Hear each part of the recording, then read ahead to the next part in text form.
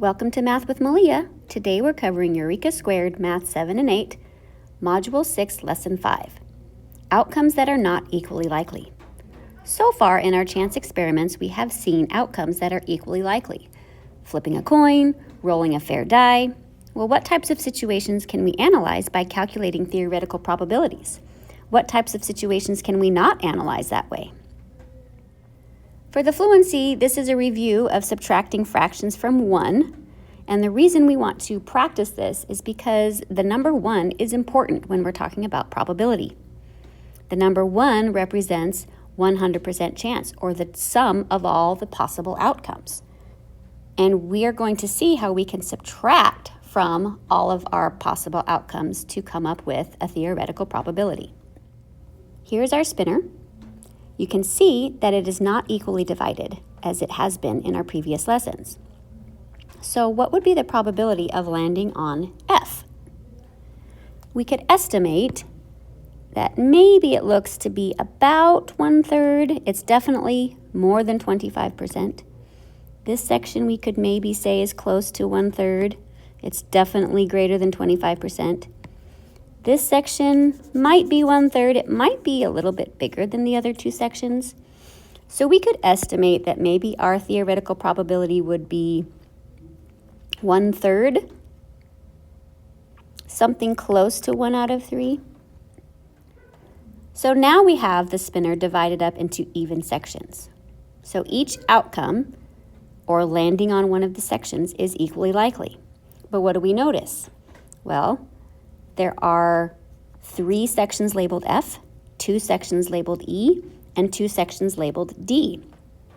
So now we can see we have a total of 10 sections, but the probability of landing on an F would be 3 out of 10 possible outcomes. The possibility of landing on an E would be 2 out of 10 outcomes. The possibility of landing on D would be 2 out of 10 outcomes. And C would be just 1 out of 10, as well as landing on B or landing on A. Let's complete the following table for the theoretical probability for each letter. Landing on A, our theoretical probability was 1 out of 10. Landing on B was 1 out of 10. C was also 1 out of 10 since there was only one section labeled those. D had 2 sections, so our probability was 2 out of 10. E was 2 out of 10. And landing on F was 3 out of 10. What is the sum of all the theoretical probabilities in our table? Well, if we add up all of those fractions, 1 plus 1 plus 1 plus 2 plus 2 plus 3, we would get 10 out of 10, or 1. And remember, what does that represent? That represents the possibility of landing on one of those sections. We are guaranteed to land on one of those sections if we spin the spinner. So for part C, we could say that there is a 100% chance of landing on a letter. A through F. What is the theoretical probability of landing on a region with the letter D? Well, we can just look at our table. The theoretical probability of landing on D is 2 out of 10, and we can represent that as 0.20. What is the theoretical probability of landing on a region with the letter E or F? Well, landing on E or F would be 2 out of 10 plus 3 out of 10, which is a total of 5 out of 10, and written as a decimal, that is a 50% chance. What is the theoretical probability of landing on a region with A, B, C, E, or F? Well, just like we did with the previous problem, we're going to add up the individual probabilities for each of those outcomes. So A had a probability of 1/10, B had a probability of 1/10, C had a probability of 1/10, E had a probability of 2/10, and F had a probability of 3/10, for a total of 8 out of 10, or 0.8, 80% chance of landing on A, B, C, E, or F. What was missing? What did we not land on? We did not land on D. That's what the next question is asking. The theoretical probability of not landing on D. It's the same as the previous question. Not landing on D is the same as landing on anything else. But instead of adding up the sum of everything else, we can take the probability of landing on anything, 100%, and subtract the probability of what does not happen. What is the probability of landing on D? 2 out of 10. If it's not going to happen, we're going to subtract it from 1 to get our theoretical probability of landing on everything else, which is the same as we got in part F. Consider the chance experiment of spinning the 4-color spinner. We can see that again, the colors are not divided up evenly. We have 12 different sections. So red is 1 out of those 12 sections. Blue is 2 out of those 12 sections. Green is 5 out of those 12 sections. And yellow is 4 out of those 12 sections. Let's complete the table for theoretical probability. Red was 1 out of 12. Blue was 2 out of 12. Green was 5 out of 12. And yellow was 4 out of 12. Find the theoretical probability that the spinner lands on yellow, red, or green. So again, we can add up the probabilities of each of those different outcomes. Since they are not the same, we can add up the outcomes. They don't overlap. We have a total probability of 10 out of 12. Find the theoretical probability that the spinner does not land on blue. Well, isn't that the same as landing on yellow, red, or green? It is, but there's a different way that we can come up with that probability. We can subtract what is not going to happen from 1. So we have a probability of 1 of landing on any of the colors, and we're going to subtract out the probability of landing on blue since it's not going to happen. And our probability would be 10 out of 12. How do the theoretical probabilities in part B and C compare? Well, just like we were saying, they represent the same outcome of not landing on blue. So their probabilities will be the same as well. We just got to those probability calculations a different way. Find the theoretical probability that the spinner does not land on green. So since green is not happening, I'm going to subtract it from 100%, or subtract it from 1. What was the probability of landing on green? 5 out of 12. 1 minus 5 out of 12 is 7 out of 12. Find the theoretical probability that the spinner lands on either blue or green. So since either of these outcomes are unique, we can add up their individual probabilities. So the probability of landing on blue was 2 out of 12. The probability of landing on green was 5 out of 12 for a total of 7 out of 12. The theoretical probability that the spinner does not land on blue or green. So we already know the probability of landing on blue or green. Now that it's not happening, I can subtract that probability from 100%. 12 minus 7 is 5 out of 12. Number 3, Ethan is concerned about eating enough vegetables. For 1 year, he records the daily number of servings of vegetables he eats. The table shows the relative frequency of each number of servings of vegetables he eats in a day. So we can see that they recorded the relative frequency as decimals and the number of servings he has recorded over the course of the year. Since I have actual data collected, we are looking at empirical probability.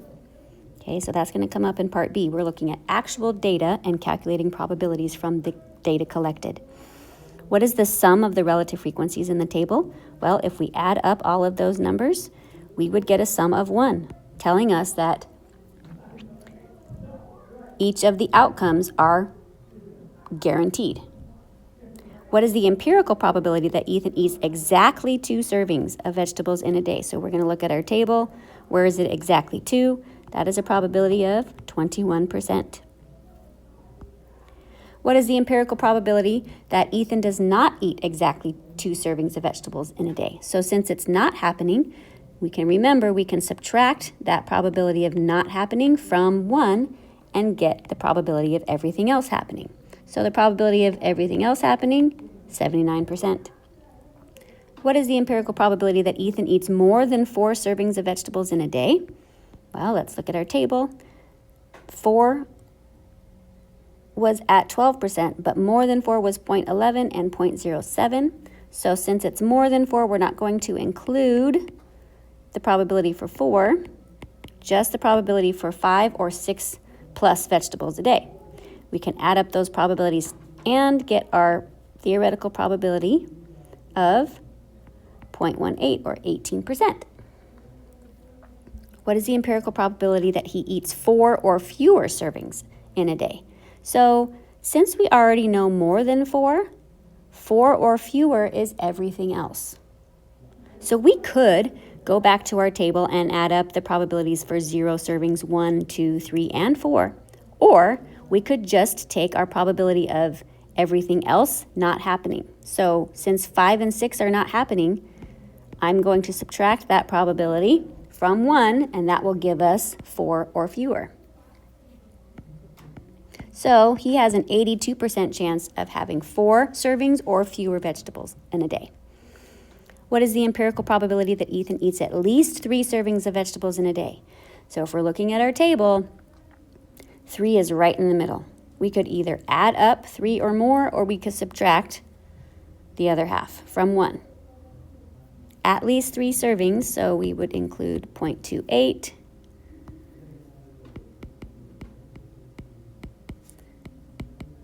0.12, 0.11, and 0.07. Add up all those together, and our total probability of having 3 servings or more is 58%. Logan records the number of work phone calls he receives each afternoon over several months. The table shows relative frequencies. So we don't know how many actual days he recorded the data. So again, we're looking at empirical probability. What is the sum of the relative frequencies in the table? Well, if we add up all of those fractions, 1/6 plus 1/6 plus 2/9 plus 1/3 plus 1/9, we would get a sum of 1. Again, saying we are guaranteed to get this many phone calls.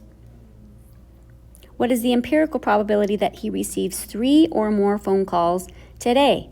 3 or more would be these two categories, so we're going to add the individual outcomes. 1/3 plus 1/9, 1/3 plus or 3/9 plus 1/9 is 4/9. What is the empirical probability that Logan receives fewer than 2 phone calls today? Fewer than 2, not 2 exactly. So we're going to be looking at 0 phone calls and 1 phone call, which is a sum of 1/6 plus 1/6, which is 2 out of 6. What is the empirical probability that Logan receives 2 or fewer phone calls today? So we already know 2 out of 6 is less than 2. We also need to include getting exactly 2, which was 2/9. So we're going to add those individual probabilities. Let's make sure we have common denominators so we can turn these both into 18ths. This would become 6/18 plus 4/18, 10/18, and if we simplify it, it becomes 5/9. What is the empirical probability that Logan does not receive exactly 3 phone calls today? So not receiving phone calls, that's not happening, so we can subtract that probability from everything else. So receiving 3 phone calls had a probability of 1 out of 3. I'm going to subtract 1/3 from 1. That leaves me 2/3. Number 5, when Kayla goes to the farmer's market, she usually buys some apples. The table shows the relative frequencies of the numbers of apples that she buys each time she goes to the farmer's market. So we can see the relative frequencies are written as fractions. What is the sum of the relative frequencies in the table? Again, if we add them all up together, we would get a sum of 1. What is the empirical probability that Kayla buys exactly 3 apples when she goes to the market? According to the table, that is a probability of 1 out of 4. What is the empirical probability that Kayla does not buy exactly 3? Well, again, since it's not happening, we can subtract it from the possibility of everything happening. So we're going to subtract 1/4 from 1, leaving us a 3 out of 4 chance that she will not buy exactly 3 apples. What is the empirical probability that Kayla buys more than 1 apple when she goes to the farmer's market? So if she's buying more than 1, we could add up buying 2, 3, or 4 or more. We could also subtract buying 0 or 1. So we could do this problem either way. Let's look at adding up the individual outcomes of buying 2, 3, or 4 or more. 5/12, 1/4, and 1/12. So we're going to add 5/12, 1/4, and 1/12. We know that 1/4 is 3/12. 5 plus 3 plus 1 gives us a total of 9/12. What is the empirical probability that Kayla buys at least 3 apples? So if she's buying at least, she's buying 3 or 4 or more. So we know from part C, exactly 3 apples was 1/4 probability. And we're going to also include buying 4, which was, or more, which was 1 out of 12. Okay, and so adding those together, 3/12 plus 1/12 is 4/12, or a probability of 1 out of 3. What is the empirical probability that Kayla buys at least 1 apple when she goes to the farmer's market? So we could add up buying 1 apple, 2, 3, or 4 or more, or we could think if she's buying at least 1 apple, what is not happening? She's not buying 0. So what is the probability of buying 0? And we could subtract that from 1.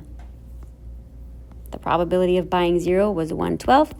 If we subtract that, our probability of buying at least 1 apple is 11 out of 12. All right, thanks for joining me for today's lesson. Make sure to come back for more help with Math with Malia.